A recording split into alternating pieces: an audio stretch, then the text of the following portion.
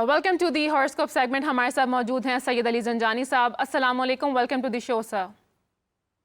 वालेकुम सलाम, बहुत शुक्रिया आपका। जी जंजानी साहब, आज हम इनफर्टिलिटी के हवाले से बात कर रहे हैं कि बेऔलादी की क्या क्या वजूहात हो सकती हैं। तो मैं चाहूँगी कि हम्म, आप एस्ट्रोलॉजिकली हमें बताएं कि वो ऐसे कौन से सितारे हैं जिनकी वजह से बेऔलादी होती है।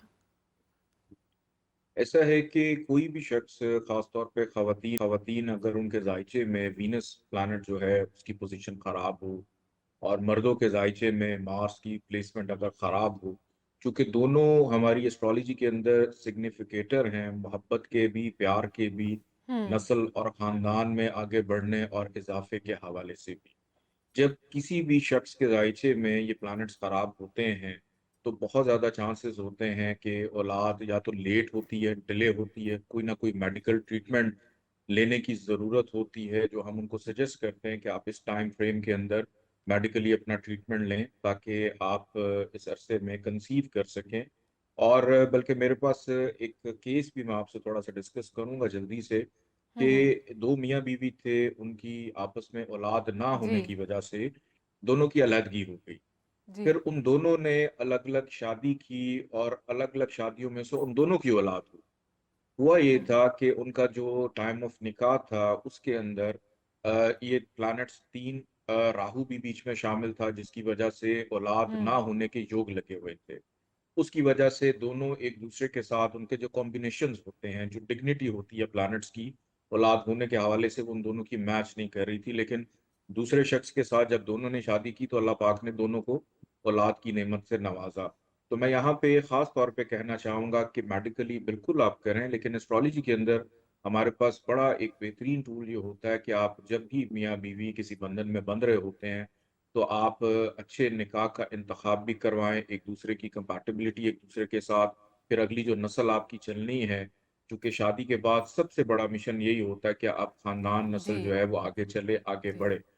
तो उसके जो कॉम्बिनेशन होते हैं प्लैनेट्स के, वो अगर आप चेक करवा लें और उसके जी। मुताबिक आप प्रॉपर अपनी रेमेडीज, जैसे सदका है, वज़ाइफ है। अब अल्लाह ताला का एक नाम है या अव्वलो, ये जी। बड़ा मुजरब एक नाम है कि अगर आप डेली 43 दफ़ा अव्वल आखिर 14 दफ़ा दरूद पाक के साथ या अव्वलो पढ़ते हैं, तो ये औलाद होने के हवाले से हस्बैंड वाइफ दोनों को बहुत ज़्यादा सपोर्ट करता है। फिर हम्म।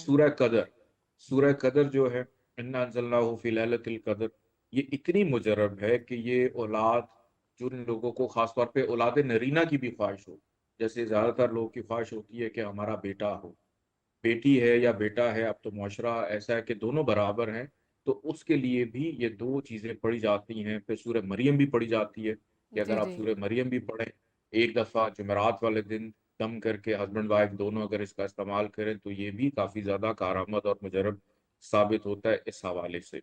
और अच्छा। स्पेशली, जी।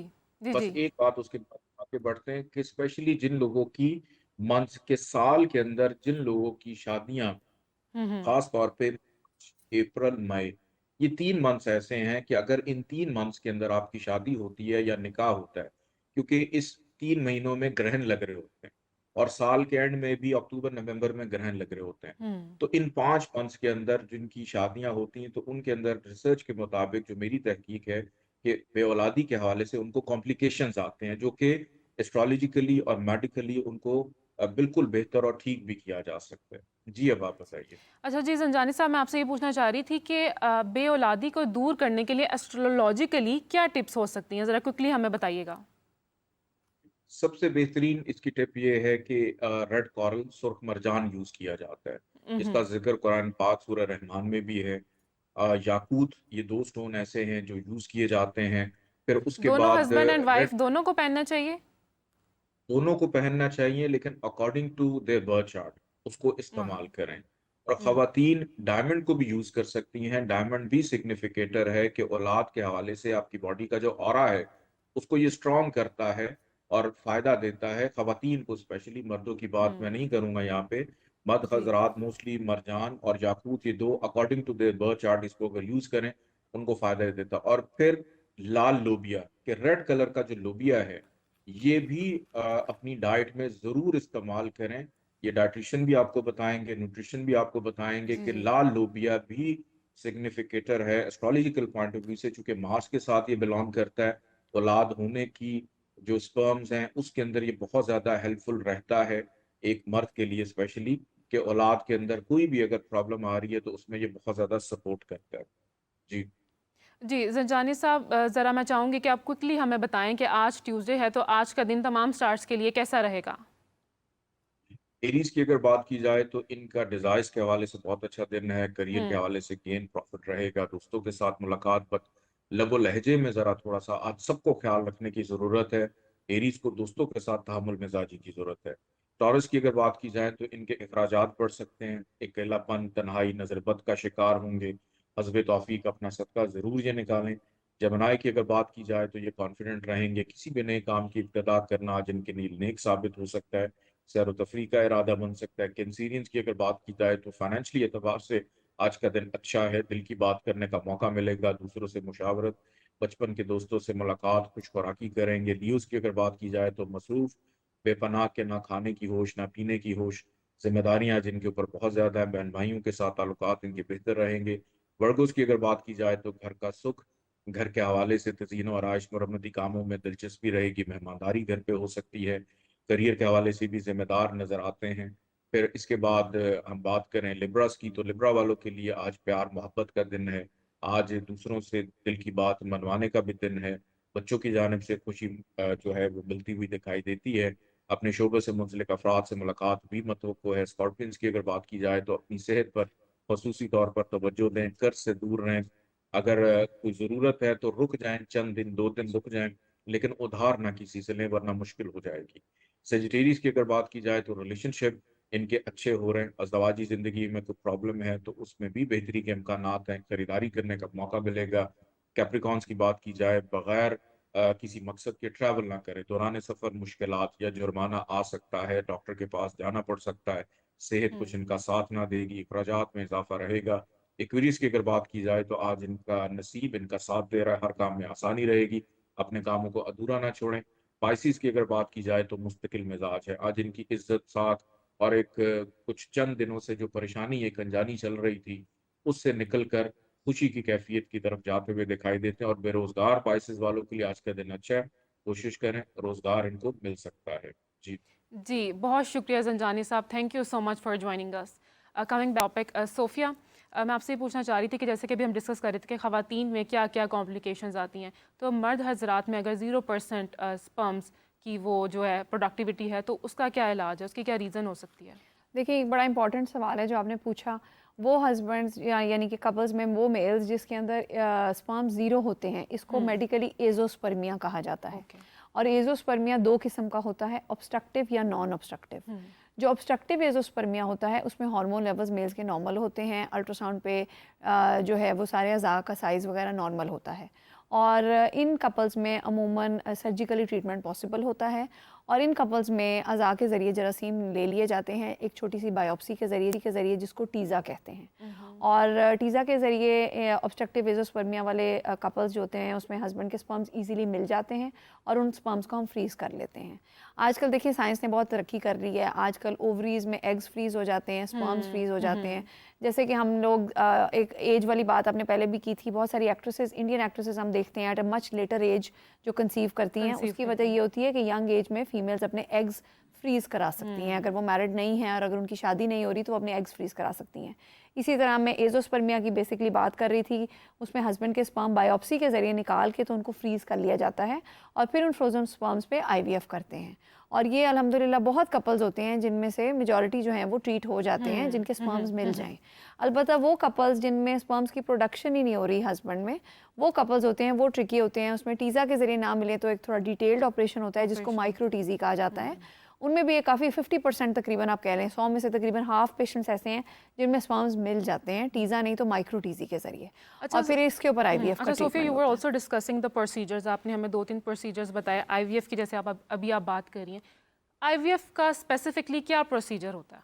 देखिए, सबसे पहले तो मैं आज ये बात हाईलाइट करना चाहूँगी कि आईवीएफ एक कोई खौफनाक कोई ऑपरेशन नहीं है। हुँ, एक इलाज करवाना बहुत आसान इलाज है ये। इम्पॉर्टेंट इसमें देखें, मैं हमेशा क्लिनिक में मैंने 2 जुमले हैं जो रटे हुए हैं, जो मेरा ख़्याल है मेरा हर पेशेंट इस बात की गवाही भी देगा उहुँ, कि जो कपल आईवीएफ के रास्ते जाता है उनको मैं 2 बातें बताती हूँ। पहली कि एक रिलेटिवली एक्सपेंसिव ट्रीटमेंट ऑप्शन है, इसकी हुँ, ये एक बुराई है। दूसरी बुराई ये है कि इसमें 100% गारंटी नहीं है कि प्रेगनेंसी होगी, और इसमें एज रिलेटेड आपको एक सक्सेस रेट है जो डॉक्टर देंगे। अभी जो एक तिब साहब थे उन्होंने थोड़ा सा बताया, लेकिन मैं ऑनेस्टली मेडिकल में एलोपैथी में इलाज रिसर्च के ऊपर होता है और उसमें रिसर्च बेस्ड हम सक्सेस रेट एक पेशेंट को बताते हैं।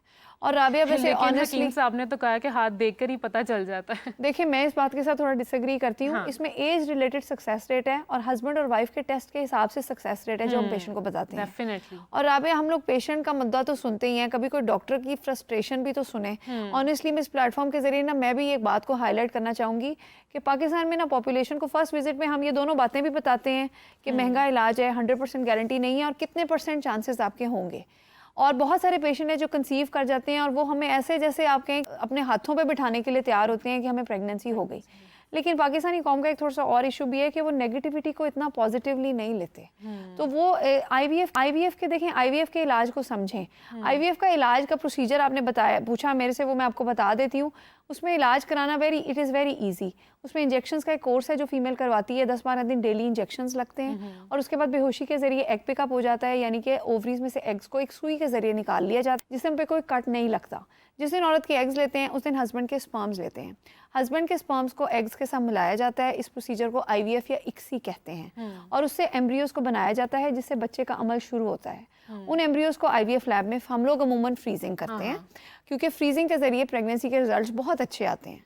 सो एक मंथ हम एम्ब्रियो की फ्रीजिंग करते हैं और नेक्स्ट मंथ हम फीमेल को मेडिसिन खिलाते हैं और उसके बाद एम्ब्रियो ट्रांसफ़र करते हैं। तो कोई ऐसा मेजर प्रोसीजर नहीं है। इस प्रोसीजर के जो मेन मसाइल हैं, एक तो हमने एक्सपेंस की बात की। It is expensive. देखें उसमें ये थोड़ा सा ये भी है कि पाकिस्तान में कोई इंश्योरेंस सिस्टम नहीं है, इंस्टॉलमेंट प्लान नहीं है। It is very expensive. ये तो एलीट क्लास ही सिर्फ अफोर्ड कर सकती है, लेकिन औलाद की ख्वाहिश तो सबको होती है। तो जो मिडिल क्लास तबका है वो कैसे फिर अवेल कर सकता है? देखें उसके अंदर मैं अमूमन पेशेंट्स को कई दफ़ा हम लोग, एक तो हम अक्सर हमारी आदत है हम लोग रमज़ान में पैकेज वगैरह निकालते रहते हैं, कोई ना कोई सब्सिडाइज्ड ऑप्शन हम देते हैं। पिछले दिन हमने एक डॉक्टर्स के लिए ट्रेनिंग वर्कशॉप की थी, उसके अंदर हमने पेशेंट्स को काफ़ी सब्सिडाइज्ड रेट्स में आईवीएफ किया।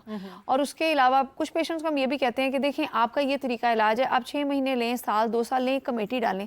फिर भी देखें पैसे इतने हैं जो आज के दौर में, आज की हमारे जो माशी हालात के हिसाब से एक ऐसा इलाज है जो तकरीबन ज़्यादातर पेशेंट्स करा सकते हैं। और या वो कोई कमेटी डाल लें या वो कोई कुछ अर्सा सेविंग कर लें, 6 महीने, साल, 2 साल, तो अमूमन वो कपल्स कुछ पैसे सेव कर लेते हैं और फिर वो आईवीएफ की तरफ जो है वो आने में तैयार हो ही जाते हैं। तो इसमें ये बात मैं इम्पॉर्टेंट थी कि पेशेंट का तो हम लोग सुनते हैं, लेकिन एक डॉक्टर की फ्रस्ट्रेशन अमूमन शायद कोई भी नहीं सुनता। तो इस प्लेटफॉर्म के ज़रिए मैं अपने बारे में भी ये बात ज़रूर करना चाहूँगी कि देखिए मैं एक डॉक्टर हूँ, मैं इंसान हूँ, मैं खुदा नहीं बन सकती। और मैं ये क्लिनिक में हम ये पेशेंट से ये बात डिस्कस भी करते हैं कि आप एक इलाज से एक रियलिस्टिक एक्सपेक्टेशन रखें।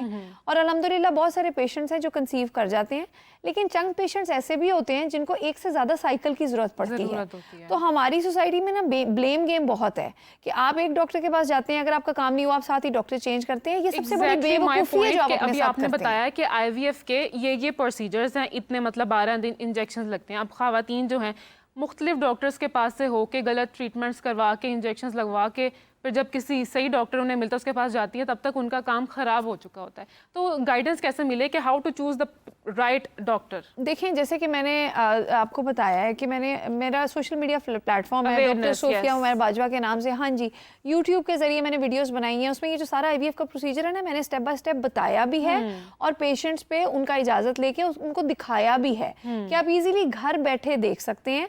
और बहुत सारे पेशेंट्स को मैं कहती हूँ जी आजकल यूट्यूब का दौर है, आप घर जाएं, आप गूगल करें, आप यूट्यूब करें, आपको पता चल जाएगा कि क्या क्या ऑप्शंस हैं।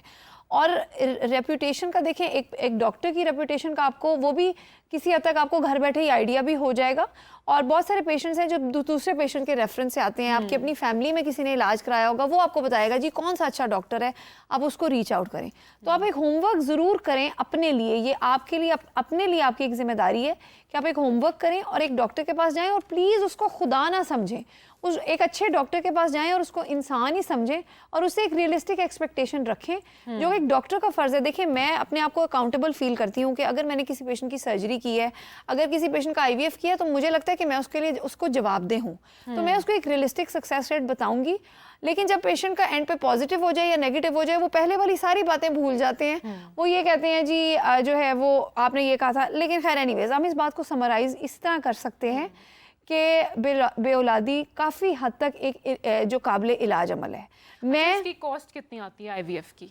देखें आईवीएफ की आज के दौर में जो कॉस्ट है लगभग 7 to 8 लाख 7 की to 8 रेंज में lakhs। इसकी कॉस्ट है। और इसके अंदर देखें ये बात बड़ी अहम है कि जो क्लिनिक्स आपसे बहुत कम चार्ज कर रहे हैं ना, उसके बारे में बीवेयर आप कीजिएगा कि वो लोग इन डोज और क्वालिटी पे कॉम्प्रोमाइज करेंगे। It might be a scam। हाँ जी, ये इसमें बहुत बात अहम है कि पाकिस्तान में क्वालिटी ऑफ मेडिकेशंस बहुत वेरी करती हैं, उस हिसाब से उनकी कॉस्ट बहुत वेरी करती है।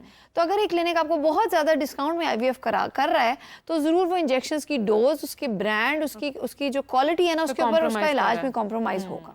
तो ये होमवर्क आपने ज़रूर करना है। Thank you Sofia. Lastly Naeema, I would like to ask you कि एक कपल में एक मर्द की क्या रिस्पॉन्सिबिलिटी होती है कि अगर बे औलादी का ख़वातीन में अगर उसकी बीवी में ये मसला है तो कैसे उसको मेंटली रिलैक्स रखे कि नफसियाती तौर पर वो दोनों इस चीज़ को कोप अप कर सकें। ये सिर्फ मेरा ख्याल है सिर्फ मेल की रिस्पॉन्सिबिलिटी Obviously, नहीं है, दोनों की both आती है ways, क्योंकि हाँ, रिलेशनशिप vice दोनों versa। शेयर कर रहे हैं, तो दोनों को अपनी अपनी जगह पे भी और एक दूसरे के लिए चंद चीज़ें अपना लेनी चाहिए। बाउंड्री सेटिंग, अपनी बाउंड्री सेट कर लें, अपने लिए भी साइकोलॉजिकल बाउंड्री सेट कर लें और दूसरों के लिए भी। अवेयर हो जाएं, एक्सेप्टेबिलिटी ले आएँ कि ये प्रॉब्लम है, ये ऐसा है, अब इसको मान लिया, अब इसके अकॉर्डिंग हमने अपना कोर्स ऑफ एक्शन डिसाइड करना है। और जब आप अपना कोर्स ऑफ एक्शन डिसाइड करते हैं तो आपके नॉलेज में होना चाहिए कि इसके बहुत सारे प्रोज एंड कॉन्स हैं, इसके कॉन्सिक्वेंसेस हैं, इसके साथ चलने वाले बहुत सारे एक्सट्रेनियस वेरिएबल्स हैं, लोगों की बातें हैं, स्टिग्मास हैं, तो आपने कैसे लेकिन इंटैक्ट नईमा, यहाँ रहना पर है। कुछ ऐसे कपल्स भी होते हैं कि जिनमें इतना सपोर्ट होता है आपस में कि अगर for example if a girl can't conceive तो जो लड़के के फैमिली की तरफ से प्रेशर आ रहा होता है दूसरी शादी का, लेकिन बास ज़ात हम देखते हैं कि लड़के कहते हैं नहीं, I will stay with the girl, no matter, औलाद नहीं है, हो जाएगी, कुछ कर लेंगे। तो ये भी तो एक एग्जांपल्स हैं ना हमारे पास। बिल्कुल ऐसे ही, उसमें भी देखो ना, मैंने कहा कि बाउंड्री सेट कर लें। एक फर्म है, आपकी बाउंड्री सेट है, तो आपको पता है कि कोई एक शख्स एक दफ़ा बात करेगा, दूसरी दफ़ा बात करेगा, जवाब मिल जाएगा और उनको पता लग जाएगा कि ये तो भाई फर्म है, ये कॉन्शियस है अपने डिसीजन के बारे में और उस पर बहुत स्टैंड कर रहे हैं, तो फिर कोई ऐसी बात भी नहीं करेगा साइकोलॉजिकली उन्हें प्रेशर करने के लिए।